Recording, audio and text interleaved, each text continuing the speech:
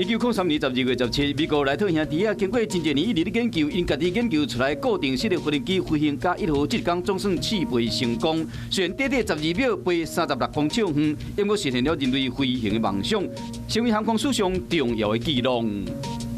1991年12月17日，中国海协会正式开始运作，当时台湾岛开放到中国探亲4年，海峡两岸居民开始有往来，所以在海间需要管道建立关系，所以讲台湾先成立海基会，后来中国成立海协会，这两个会就成为官方处理两岸事务的单位。